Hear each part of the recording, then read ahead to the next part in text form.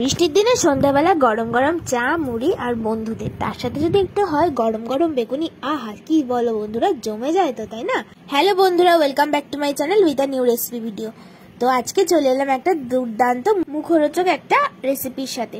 আজকে করে দেখাবো দোকানের মতো ইম্পর্টেন্ট যে ইনগ্রেডিয়েন্টস, গরম গরম বেগুন। বেসন ছাড়া কিন্তু বেগুনি হবে না, তার জন্য এখানে নিয়ে নিয়েছি পরিমাণ মতো বেসন।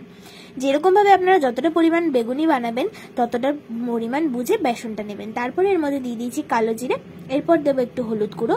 এর মধ্যে আপনারা চাইলে লঙ্কা, কাঁচা লঙ্কা কুচিও দিতে পারেন বা পেস্টও দিতে পারেন। আমি একটু লঙ্কার গুঁড়ো দিলাম। দিয়ে এই শুকনো ইনগ্রিডিয়েন্টস গুলোকে ভালোভাবে এই ম্যানুয়াল হ্যান্ড ব্লেন্ডারটার সাহায্যে আমি মিশিয়ে নিচ্ছি। তাহলে কি হয় যে ভিতরে যদি কোনো বাবলস থেকে থাকে তাহলে সেগুলো মানে ভেঙে যায় আর জলে একসাথে ঘোটানোর সময় অসুবিধা হয় না। তো এটাকে এইভাবে ভালো করে কিছুক্ষণ একসাথে মিশিয়ে নেওয়ার পরে এর মধ্যে দেব পরিমাণ বুঝে জল। আগে কিন্তু শুকনোটাকে ভালো করে মিশিয়ে নিতে হবে আর তারপরে দিতে হবে কিন্তু ধীরে ধীরে জল। একবারে জল দিলে কিন্তু বেশি পাতলা হয়ে গেলে খুব সমস্যাই হবে। তার জন্য পরিমাণ বুঝে জল দিয়ে দিয়ে দিয়ে দিয়ে এটাকে মিক্সচারটাকে মিক্স করতে হবে। তো দেখুন আমি পরিমাণ মতো অল্প একটু জল দিয়ে ভালো করে মিক্স করে নিচ্ছি ফার্স্টে, তারপর ভালো করে আরেকটু জল দিয়ে পুরো ব্যাটারটা তৈরি করে নেব। বন্ধুরা দেখো এখানে ব্যাটারটা খুব সুন্দরভাবে তৈরি করে রেখেছি। তো এটাকে কিছুক্ষণের মতো রেখে দেবো, আধ ঘন্টার মতো। তার আগে আমি বেগুনগুলোকে কেটে ধুয়ে পরিষ্কার করে নিয়েছি। এরপর এগুলোকে এরকমভাবে সাজিয়ে নিচ্ছি।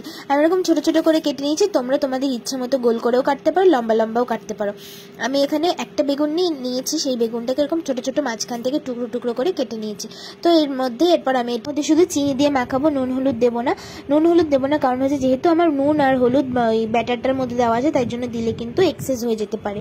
তাই জন্য সামান্য পরিমাণে চিনি দিয়ে এটাকে মাখিয়ে রাখবো। যেহেতু অ্যালার্জি প্রবলেম যাদের আছে, আমি সবসময় বলি যে অ্যালার্জি প্রবলেম থাকলে পরে চিনিতে বেগুনে চিনি দিয়ে ভাজলে পরে সেই প্রবলেমটা আর হয় না। তো তাই জন্য আমি সেই মতো চিনি দিয়ে এটাকে মাখিয়ে রেখে দিচ্ছি 10 থেকে 15 মিনিটের জন্য। চলো তারপর দেখা হচ্ছে। তো বেগুনগুলোকে চিনি মাখিয়ে রেখে দিয়েছিলাম আধ ঘন্টার মতো, আর ওদিকে ব্যাটারটাও আধ ঘন্টার মতো রাখা হয়ে গেছে। তো এরপর এরকমভাবে এক একটা করে বেগুন ওই ব্যাটারে ডিপ করে ডুবো তেলের মধ্যে এরকমভাবে ডিপ ফ্রাই করে নিলেই তৈরি হয়ে যাবে ক্রিস্পি ক্রিস্পি বেগুনি। তো এরকমভাবে আমি ফার্স্টে এটাকে এক পিঠ করে মানে হালকা করে একবার করে ভেজে নেব। তো তারপরে আমি এটাকে আবার ডিপ ফ্রাই করার জন্য আর একবার করে ভেজে নেব। এটা দেখতে অনেকটা ব্যাগের মতো হয়েছে, কি বলো বন্ধুরা, তাই না? ওপর থেকে দেখো একটা হাতল হয়ে গেছে, মনে হচ্ছে একটা ছোটোখাটো একটা ব্যাগ। তো চলো আমি এরকমভাবে একটা একটা করে বেগুনিগুলো সুন্দর করে ভেজে নিই ডিপ ফ্রাই করে।